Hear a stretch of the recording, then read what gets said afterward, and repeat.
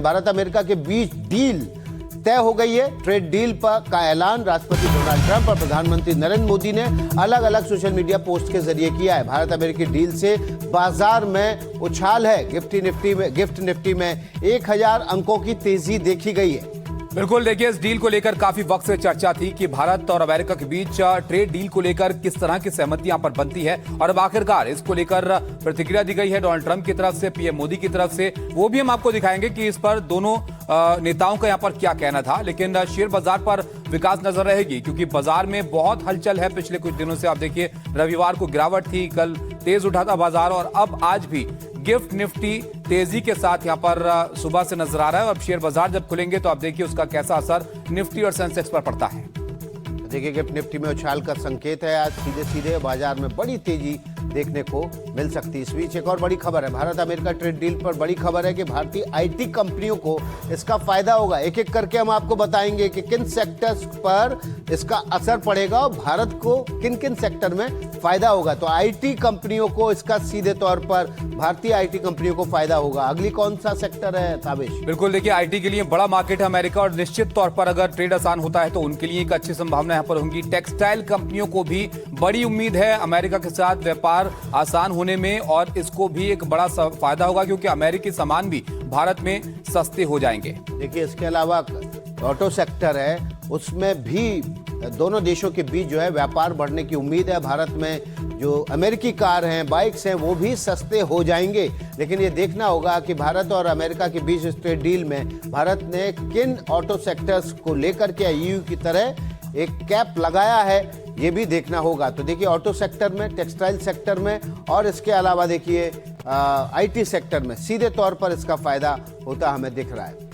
हमारे साथ मेहमान भी जुड़े हैं, उनसे भी आपका तारुफ करा देते हैं। हमारे साथ हमारे सहयोगी तो बने हुए लगातार, इसके अलावा प्रभु दयाल जी भी हमारे साथ जुड़े हैं, राजनीतिक विश्लेषक हैं और पूर्व राजनीतिक हैं, माफ कीजिएगा। और हमारे साथ प्रकाश झा जी लगातार बने हुए हैं। प्रभु जी, हम इस डील को लेकर विश्लेषण कर रहे थे कि देखिए इसका वैश्विक तौर पर कितना बड़ा असर पड़ेगा, भारत और अमेरिका के लिए रिश्तों के लिहाज से कितनी बेहतर होगी। अब दोनों देशों के लिए इस डील के बाद आप किस तरह की संभावना देख रहे हैं? देखिए मेरे विचार में ये बहुत महत्वपूर्ण ब्रेक थ्रू है डिप्लोमेटिक और इकोनॉमिक एरियाज में। प्रेसिडेंट ट्रंप ने ये कहा है कि वो जो टैरिफ्स है वो 50% से अब 18% कर देंगे। लेकिन देखिए उन्होंने ये भी कहा है कि भारत जो है अब रूस से ऑयल बंद कर देगा, तो इस वजह से वो जो ऑयल रिलेटेड टैरिफ्स है वो हटा रहे हैं। लेकिन अभी इस पे कोई क्लैरिफिकेशन इंडिया की तरफ से नहीं है कि हम रशिया से ऑयल खरीदना बंद कर रहे हैं। तो पहली बात तो यह है कि एक ऑफिशियल स्टेटमेंट जो गवर्नमेंट ऑफ इंडिया का आएगा वो external affairs ministry spokesman media को बताएंगे।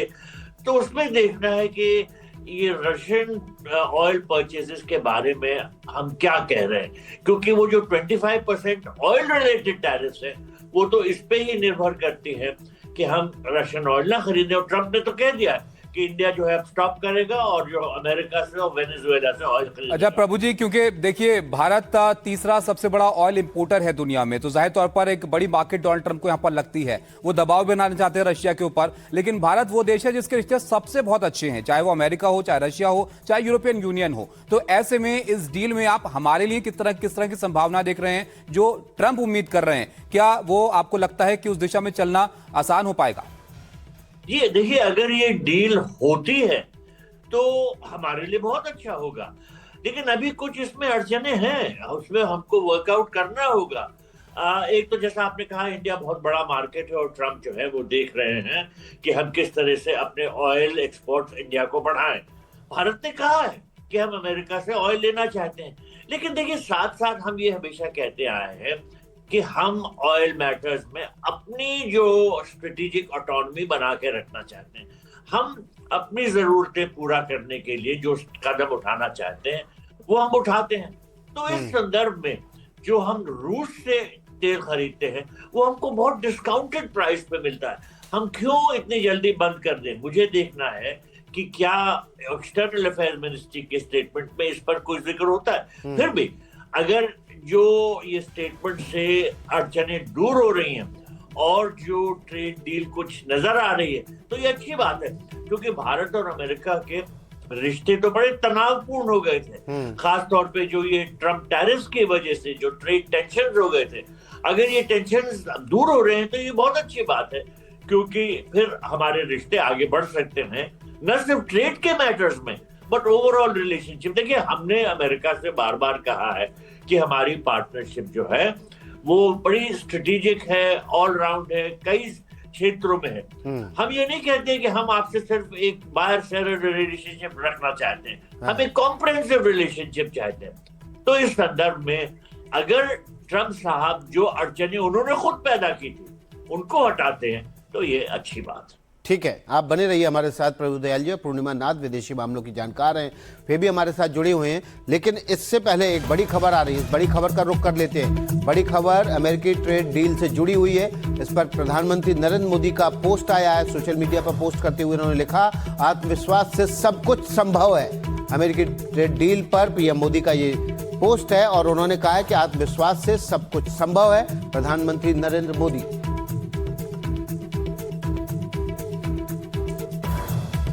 तो देखिए, लगातार ये प्रतिक्रियाएं आ रही हैं और पीएम मोदी भी यहाँ पर उनकी तरफ जो प्रतिक्रिया आई है वो भी विकास इस तरफ इशारा करती है कि इस डील के बाद से किस तरह की संभावनाएं इन दोनों देशों के बीच यहाँ पर बन रही हैं। देखिए, आत्मविश्वास वो शक्ति है जिसके बल पर जो रिश्ते हैं वो बेहतर हो सकते हैं। ये प्रतिक्रिया भी हम आपको पूरी दिखाएंगे। उधर पीएम मोदी अब यहाँ पर आत्मविश्वास से सब कुछ संभव है बात यहाँ पर कह रहे हैं और डील पर ये उनका पोस्ट है जो ताजा पोस्ट यहाँ पर आया। इससे पहले उन्होंने पोस्ट किया था इस पर प्रतिक्रिया देते हुए, जिसमें कहा कि 1.4 बिलियन लोगों की तरफ से धन्यवाद उन्होंने दिया था डोनाल्ड ट्रंप को यहाँ पर।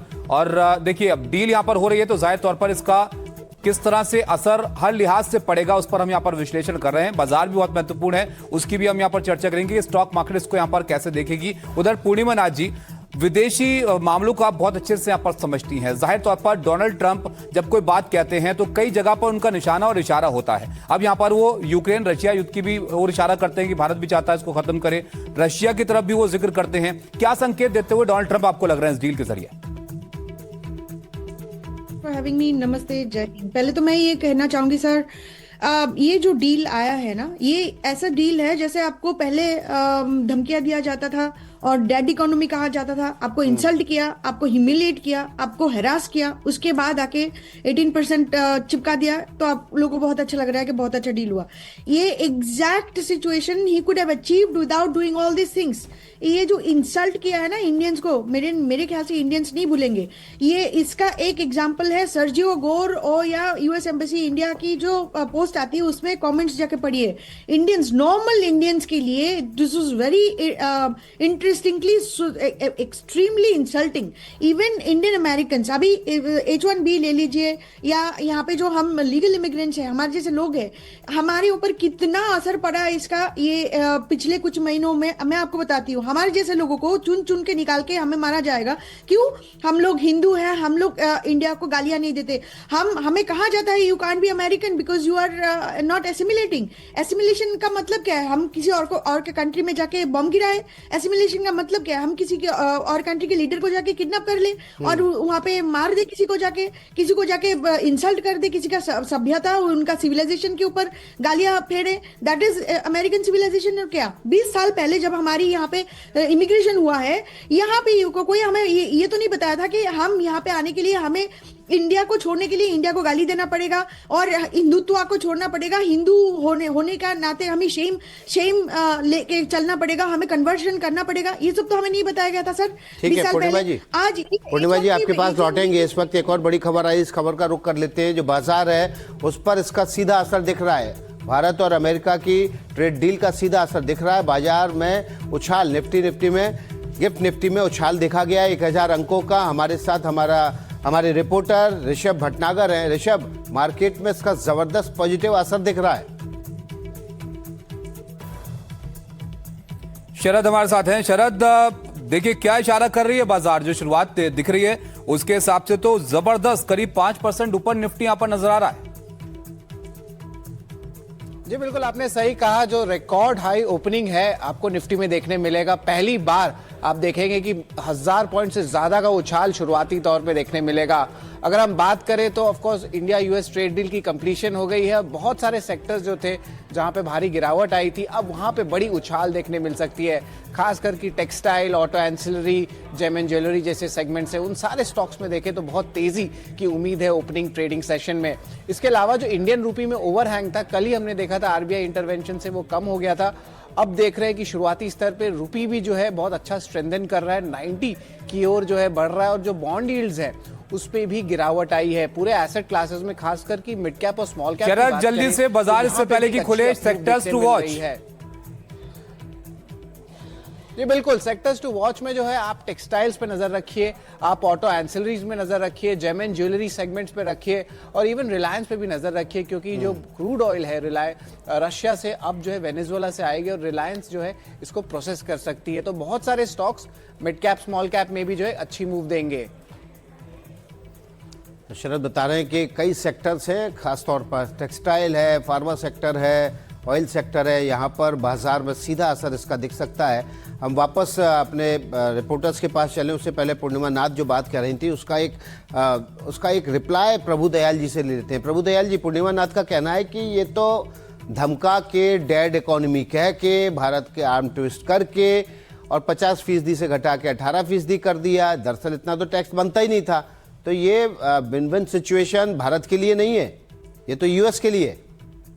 देखिए, पूर्णिमा जी ने सही कहा कि हर तरह से प्रेशर लगाया गया और उन्होंने ये भी बताया कि किस तरह से इंडियन अमेरिकन पे तरह तरह से प्रेशर लगाया जाता है।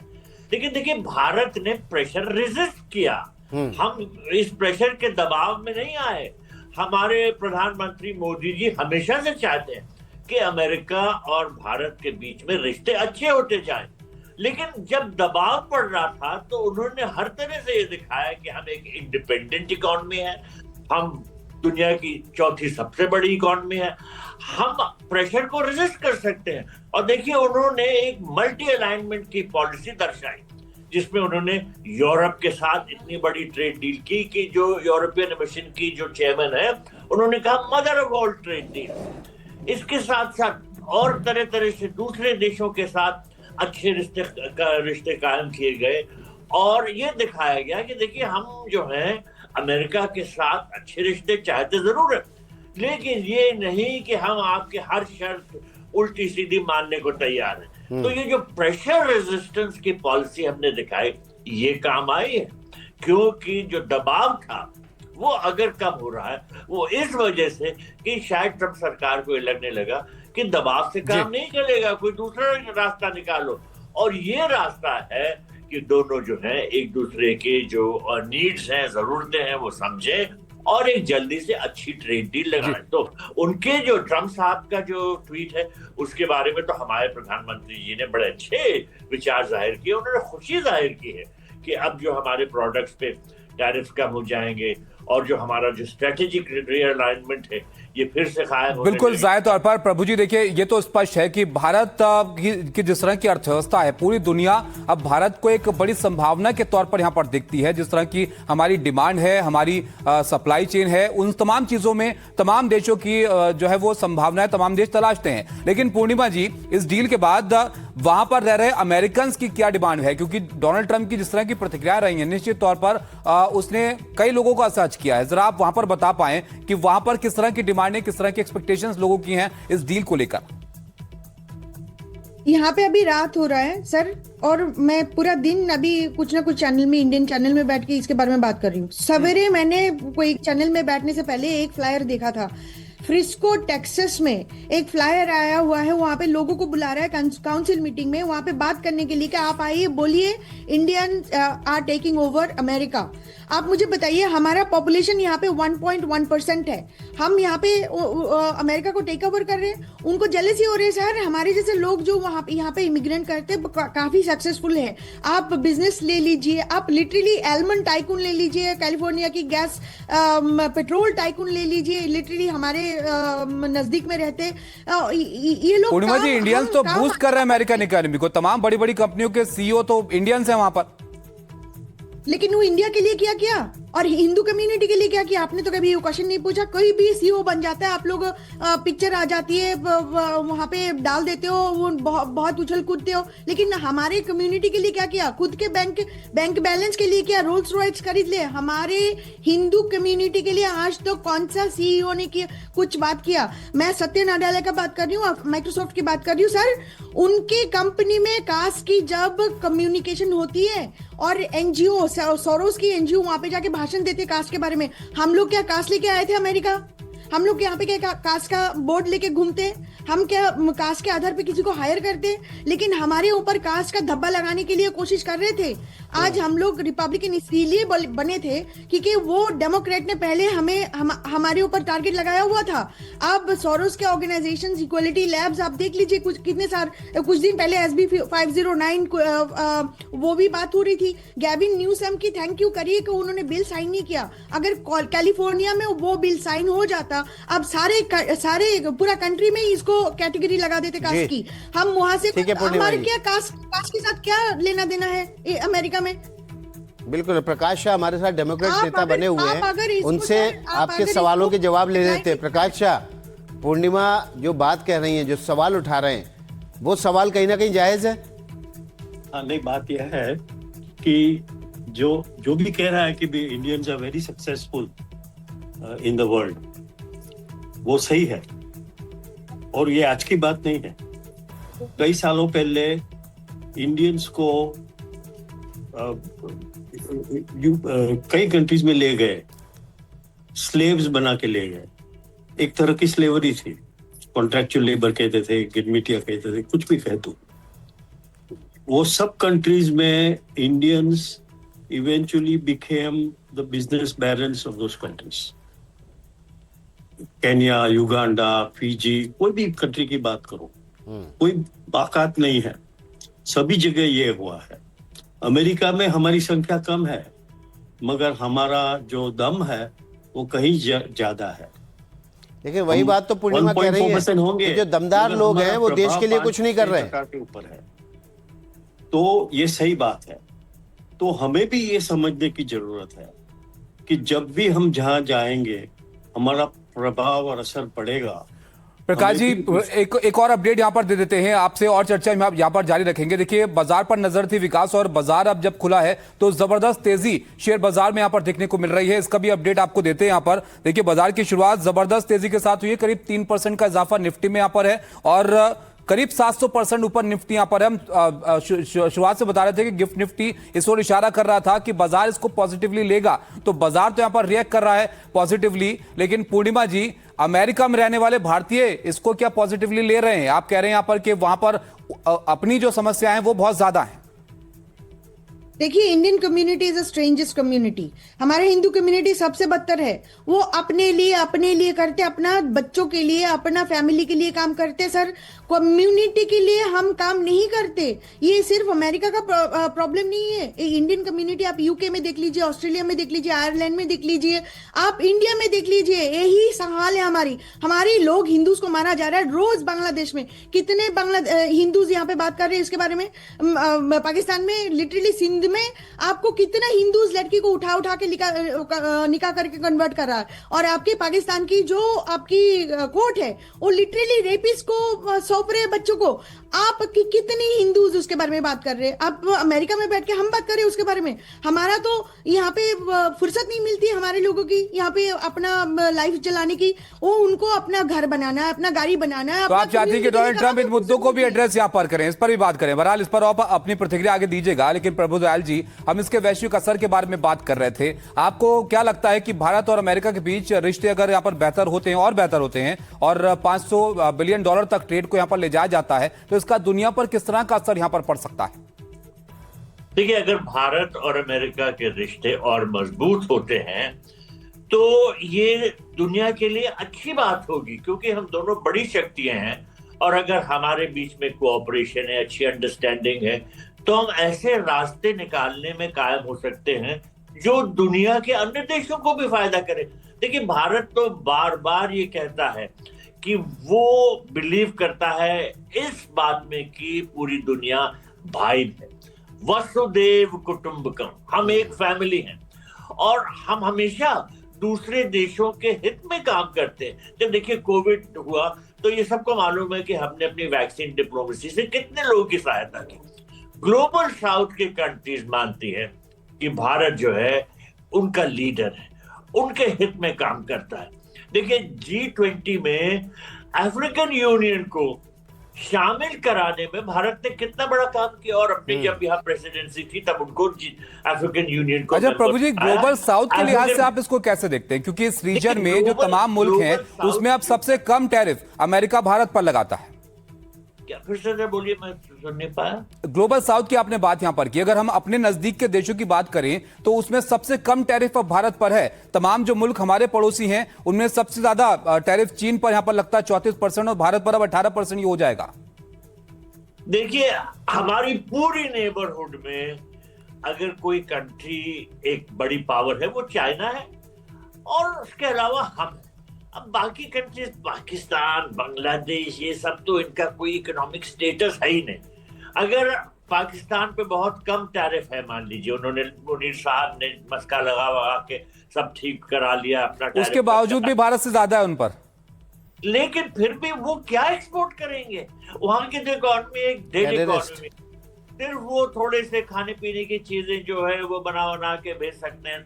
टेक्सटाइल सेक्टर ठीक है, लेकिन उनके यहाँ इंटरनल ट्रबल्स इतनी है, लेबर ट्रबल्स इतनी, पॉलिटिकल डिवीजन इतना ज्यादा है कि वो अभी उनमें ये क्षमता नहीं है कि भारत से कम्पीट कर सकते। तो बड़ी मार्जिनलाइज्ड इकोनॉमी है पाकिस्तान। बांग्लादेश का तो आप हाल जानते ही हैं, थोड़ा टेक्सटाइल सेक्टर के एक्सपोर्ट्स थे, उसमें भी भारत का बहुत इन्वेस्टमेंट था। अब अगर हमारे इन्वेस्टर्स के लिए वो दिक्कतें पैदा करेंगे तो हम वहां क्यों बैठ के बनाएंगे?